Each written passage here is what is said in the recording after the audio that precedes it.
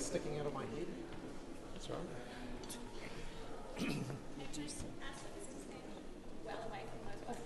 Yeah. All right, kia ora everyone. Today we're here in New Plymouth where we've launched Labour's Climate Change Manifesto.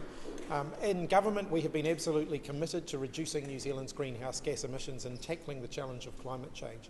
I think New Zealanders will see every day that climate change is here, it is real, the science is beyond doubt, and the challenge for any government now across the globe is to make sure that we're taking appropriate action. We have been committed to reducing our emissions and we have succeeded in doing that. For 3 years in a row we've been reducing New Zealand's emissions and we want to continue to accelerate our progress in that regard. Renewable energy is a really important part of that. It's been a big focus for my visit here in New Plymouth. You will have seen that we've been looking at solar energy, for example, and we've also been talking about hydrogen and the potential for green hydrogen to play a really big role in the transition of our energy use in terms of transport. I think the plan that we have set out today is a realistic one, it is a comprehensive one, it actually tackles the challenge of climate change and it makes it clear to New Zealanders that if they want to see real action on climate change, then re-electing a Chris Hipkins-led Labour government by giving their party vote to Labour is the way to achieve that. I note in other news today that Christopher Luxon has come to the realisation finally that he would probably have to work with both David Seymour and Winston Peters to form a government after the election. I want to, for once in my life, agree with David Seymour that would be a right-wing circus. New Zealanders deserve stability in government. They would get that under a government that I lead. We have proven that we can lead New Zealand through some challenging times with stability, with consistency and with certainty, and that's exactly what I would be committed to. New Zealanders would not get that from a three-headed monster of a National Act New Zealand First government. Chris Luxon says that at the end of the day you'll probably do the same thing with New Zealand First. What do you make of that? I made a principled decision to rule out working with New Zealand First because I do not believe that the platform they are campaigning on is compatible with my values or the values of the New Zealand Labour Party. The fact that Christopher Luxon seems to think you can say one thing during an election campaign and then do the opposite immediately after the election actually speaks more to his integrity and his values. So that's a categorical no matter what happens, you're not going to work with Winston Peters in a coalition? I have been very clear about that. You would rather be in opposition than work with Winston Peters? I have said that New Zealanders deserve to know who we would and wouldn't work with before an election, and I've made it very clear that we would not work with New Zealand First. Just to be abundantly clear, if Winston calls you after the election and says he can't work it out with the Nats and you guys potentially could, you have the numbers, and he calls you, do you pick up that call? We will not be working in government with Winston Peters and New Zealand First. What in your climate manifesto is new spending and new commitments to things, because it does look like a packaged up things of things we've already heard about? Well, we're very proud of what we're doing and we're very proud of our commitment to the Climate Emergency Response Fund. So you'll see the new initiatives that we're proposing in our manifesto will be funded in the main from the Climate Emergency Response Fund. I would note that the National Party proposed to raid that for tax cuts. That will do nothing to reduce New Zealand's greenhouse gas emissions. It will do nothing to transition us to renewable energy. We think that we set up that fund for a reason, because climate change is real, it is an emergency, and we need to do something about it. Just back on Winston, I mean, you made quite a big show of ruling him out. Chris Luxon's come through today saying essentially he's ruling him in. I mean, looking at the polls now, can we essentially as New Zealanders kind of guarantee that Winston is back? If New Zealanders want a stable government with a proven track record of leading New Zealand through some very difficult times, then they should give their party vote to Labour. Yeah, I know that. I'm just wondering in terms of in Parliament, are we now more likely than not to see Winston back in some capacity? If Winston Peters is part of a National New Zealand First Act government, it will be a recipe for instability, it will be bad for New Zealand's economy, it will be bad for the country overall. Ultimately, voters are going to make that decision. And just at the beginning, do you agree with Christopher Luxon that the election's on knife edge at the moment? I think it's going to be a very close election, yes. But at this stage, given what the polls are saying, I mean, because when you look at the polls and Chris Luxon says it, I mean, it's similar to what he was saying ahead of the first debate in terms of expectations. But do you think that either the polls are wrong and Luxon's right or not? I think it's certainly going to be a much closer election than people might have been anticipating. I think every single vote is going to count. And my message to New Zealanders is if you do want stable government with a proven track record, then giving your party vote to Labour is the best way of achieving that. Was the government that you had with Winston Peters a left-wing circus? No. Your climate manifesto, is this on its own enough for us to reduce half of our emissions, reach that 2030 target. Sorry, what was that? Sorry, I missed Is the your first. plan today, is that enough on its own to reach that 2030 target? The plan outlines the framework for how we're going to make those decisions. We're absolutely committed to our second emissions reduction budget and setting an emissions reduction plan in line with that budget. Can you detail some of the calculations you've made about what National's promises are on climate and what the holes would be and what that would mean? The National Party has massive holes in their plans and their budget when it comes to climate change. They want to dial back all of the things that we are doing that are actually leading to significant and meaningful reductions in New Zealand's greenhouse gas emissions. Dialing back the clean car discount, for example, would mean that we would turn our backs on the fact that we are now one of the fastest countries in the world when it comes to uptaking clean electric vehicles and other hybrid vehicles. Things would grind to a halt that we're really confident are going to help us make a meaningful reduction in our emissions. Another example is the GIDI Fund, where we're working with industry to decarbonise industry because we know that's actually how we're going to get some of the fastest reductions in our emissions. The National Party say that they want the emissions trading scheme to do more of the work when it comes to reducing our emissions. That means only one thing, a higher price for carbon. In order to achieve the sorts of emissions reductions that we need, relying solely on the ETS, you're looking at a minimum price that would equate to 40 cents a litre extra on every time you fill up the car. So by moving away from the other things that we're doing, National are effectively choosing the most expensive way of tackling the challenge of climate change, and that means every household will pay for that. It means any benefits they get from tax cuts would well and truly disappear by the extra costs they would face. Why do you think you get to claim the climate change high ground when you're on, your fourth attempt at charging for agricultural emissions? Because we have a proven track record of reducing New Zealand's greenhouse gas emissions, and because we've got a plan, a concrete plan that we've set out that's going to continue to do that. And also, aren't you rating the Climate Response Fund as well as National? No, not at all. We did a top-up of the Climate Emergency Response Fund earlier in the year. As some of those initiatives have come in cheaper, we have taken some of that money back again, but overall the money that we put into the Climate Emergency Response Fund is being spent on the climate emergency. And have you left a hole in the climate budget because you turfed out some of those climate-friendly policies? I've just gone through, if you're talking about the Climate Emergency Response Fund, we actually put more money into it to accommodate for the fact that the carbon price was lower than initially forecast. Just at the beginning of... Do you think Winston Peters would be a handbrake on climate action if he was part of a national-led government? I think Winston Peters would be a handbrake on climate action and action on almost any other issue that's affecting New Zealand. Right at the beginning of your stand-up, you very specifically labelled this a Chris Hipkins-led government. Why did you feel the need to say that? Because ultimately I've been in this job for 7.5, nearly 8 months now, and I'm campaigning for a full term at it. My message to New Zealand is really clear. I've been focused on refocusing our government on the issues that I know that they care about. That's what I'm going to continue to do, and with a full term, then they would see the benefits of that. Will you go a bit harder in the debate this week?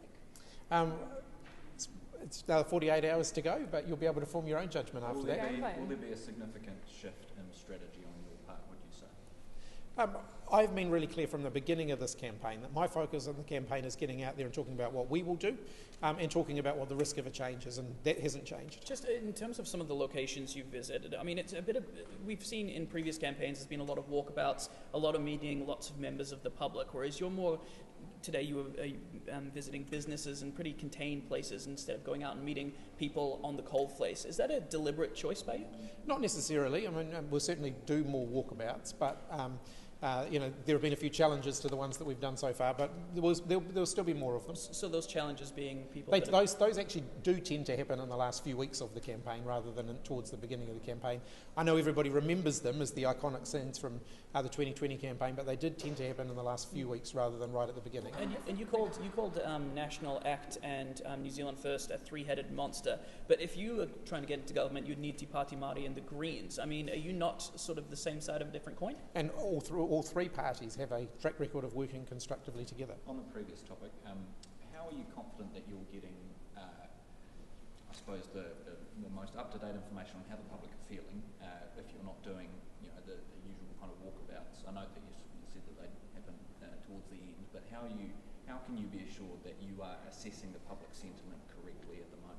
Well, that is part of what campaigns are all about, and we're still out and about meeting people. We've got one of the biggest door knocking and phoning campaigns that we have ever done in our history. But you and personally, is that being fed up to that you? is absolutely being fed through to me. Yep. Are you getting on the blower yourself? Yeah. I've gone and seen a few of the teams and had a few phone calls, but not much in the last few weeks. Because I mean, the more people that goes through, the more likely it is that information changes, right? So, would you ideally want to do more meeting of Joe Blogs rather than going to specific businesses, but perhaps things around safety or disruption are interrupting that? As I've indicated, you will see more of that in the next few weeks. Megan, just as campaign chair, is there any safety consideration to that decision? Why perhaps we're not seeing walkabouts at this point? Oh, look, I think the Prime Minister's been through that, but just on your point about whether things get filtered before they're fed to the Prime Minister, I can give a categorical assurance that they're not. No, I think he gets a pretty good readout of what the teams are hearing on the phones and the doorsteps. And as the Prime Minister said, we have been knocking on tens of thousands of doors. We've been making tens of thousands of phone calls, and we will be ramping that up over the next few weeks. And the Prime Minister gets a pretty good readout of what the team are hearing. I have some questions for the Immigration Minister. Yep, sure. Andrew, why don't you take the stage, Andrew? Thank you. You've said you'd directed Immigration New Zealand to strengthen checks on employers in the AEWV scheme. Yep. How exactly will those checks be strengthened? So any employer who is a labour hire company, any employer who is applying for a reasonably high number of job checks, saying over 30, is going to automatically be effectively sort of audited pre any approval. They're being asked to provide additional information to justify both getting accreditation and having the number of job checks approved. And so I think the post, the sort of the 1 year audit was the number sat around about 15% of employers I think were getting audited. Is that now going to mean that there's a higher percentage of employers who are audited? Those were post-approval audits. I'm more focused on what happens pre-approval, and for those whose accreditation is coming up for renewal, I want those checks to happen before any accreditation is renewed. I see. And you also mentioned checks on triangular employers. What sort of things must Immigration New Zealand look for when scrutinising those employers? Look much more closely at their viability, the size of the company, and we now have a requirement that of those companies, the labour hire companies, triangular employer companies, at least 35% of their workforce must be New Zealand domestic workers. It can't be overloaded with overseas migrant workers. And one company implicated in the current ANZ investigation has told us that charging migrants through the roof for jobs that don't always exist is quote unquote rampant in New Zealand. Do you believe that to be true?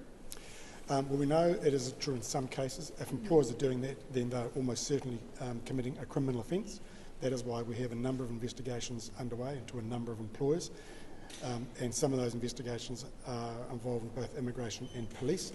And I've asked Immigration New Zealand to make sure that as they're investigating criminal conduct by employers, they are also considering the recourse under the Proceeds of Crime Recovery Act. Employers who are acting in that way and who face charges can expect to see assets frozen until criminal charges are processed. They're going to get the book thrown at them. Yes. Mr. Little, just an immigration question. On the Labour's overstay amnesty, National Leader Chris Luxon, his initial reaction to that policy was that it rewarded lawbreakers. Is that fair in the context of the Dawn raids? No, it's not. Many of the people who we're talking about are people who have been here for some time with their families. They've been working, they've got families. And really one of the big prompts to the policy is the fact that it's their kids who are now ending their secondary school, wanting to do tertiary education and can't get access. So regularisation means they then can embark on their lives. Their parents, who in many cases have been here for many years, can now have a peace of mind that they can truly settle and make sure that they can support their kids and next generations. Is there any cost savings as well in terms of officials investigating illegal migrants? There might be some. I think what's more about it is that it gives a whole bunch of families who are well settled here some peace of mind. They don't have the anxiety and sort of the self-limiting behaviours that they might otherwise have, including limiting their children's opportunities because of their concern about their irregular status. Would they go to the front of the queue ahead of people already in the queue? Well, the policy, if we get the opportunity to implement it, means that they would apply, demonstrate that they have been here for more than 10 years and meet the good character requirements, and then they will get their visa. Resident visa? Resident visa. The ministerial role, just transitions, who do you think could handle that? I'm not going to do an allocation of cabinet responsibilities 3 weeks before an election, something that I would look forward to doing after the election. What does just transitions mean? Would you prefer to see that portfolio tied closer to climate change or energy? So every portfolio in government has to have a climate change focus. That is the reality. Every minister is a minister for climate change. Now, yes, we have a minister that has a real focus on driving that through and making sure that every other minister is doing what they need to do. Just transitions is a vitally important part of that. It includes looking at workforces where their jobs are going to disappear and making sure that we're supporting them to retrain and upskill. It means looking to the future and making sure that we're supporting New Zealanders to get there. Do you commit to putting... would be the same minister as Just Transitions? Would they hold? I wouldn't say that they couldn't be the same person, but it's certainly not guaranteed, and it could well be a different minister. Are you committed to putting the climate change minister in cabinet this time around? Look, that's going to depend on the governing arrangements post-election as part of the negotiation. Christopher Luxon says it's because it's becoming an increasingly economic portfolio. It's important to have that person sitting at the nerve centre of decision making. Do you not agree? I agree with Christopher Luxon that climate change is a major economic issue. It's one of the reasons why I'm surprised the National Party want to sabotage our economy by turning our backs on almost every initiative that we have taken to tackle climate change. But it's not important enough to make sure that that person is sitting around the Minister for Climate Change attends every discussion on climate change related matters at Cabinet. But if it touches every portfolio, shouldn't they be there? And where there are relevant conversations, the Minister for Climate Change is... So you can't make that commitment that they will be around the Cabinet? I'd certainly like them to be, but that's going to be part of post-election discussions. Prime Minister, your manifesto looks like a lot of the same old carrying on. Why not something more radical here? Because what we're doing is working. We've mapped out, some time ago, a plan that's actually working to reduce New Zealand's greenhouse gas emissions. We've set out a plan that's accelerating our transition to more renewable energy sources. We've set out a plan that's seen us, get one of the highest uptakes of electric vehicles in the world. Let's actually continue in that direction. Let's make sure we're driving forward the progress that we've been making. And in terms of new stuff that is in there, I think one of the things, and you would have seen it today, is actually one of the practical steps we have to do is make sure we've got the workforce. We know what we need to do. We need the people with the skilled trades that can go out and install the solar panels, the doubling of the solar panels that we've announced we want to do. We want to do the deep retrofits of houses. This requires skilled tradespeople to do it, and that's what a Labour government will commit to. The progress we have made on tackling climate change over the last 6 years is not a given. With a change of government, many of the things that we're doing that are making a meaningful difference will disappear. How often do you get those briefings from your door knocks and your phone calls, and what do they contain? I'm touching base with the campaign team daily. Do they give you daily polling? I'm not going to give you chapter and verse of every strand of advice that I get, but I'm touching base with the campaign team every day. So do you get a briefing every day? I talk to the campaign team. What about every day. polling? Do you get any sort of indication of where you were sitting at the polls? I don't share that publicly. Oh, you were pretty candid a couple of weeks ago. I don't share that publicly unless I want to. Sorry. Okay. Question on the campaign. Yes. Do you feel as though you're kind of getting into your groove a little bit in terms of the one-on-one people interactions? You feel as though you're getting a little bit better at that? Sure. Do you or not? I mean, it's a serious question. I don't think I've ever had a problem with that. Megan Wood, sorry, I've got a quick question. How exactly would Labour's public housing policy increase our low public housing stock among the lowest in the OECD? By building more houses. So what we've committed to is beyond June 2025 to add an additional 6,000 houses. I put this in stark contrast to the National Party, who have confirmed from June 2025 there will be no additional state houses added in New Zealand. That is a choice people have at this election. A Labour government that is committed to adding houses, and a National Party who has come out and said post-June there will be no additional state houses.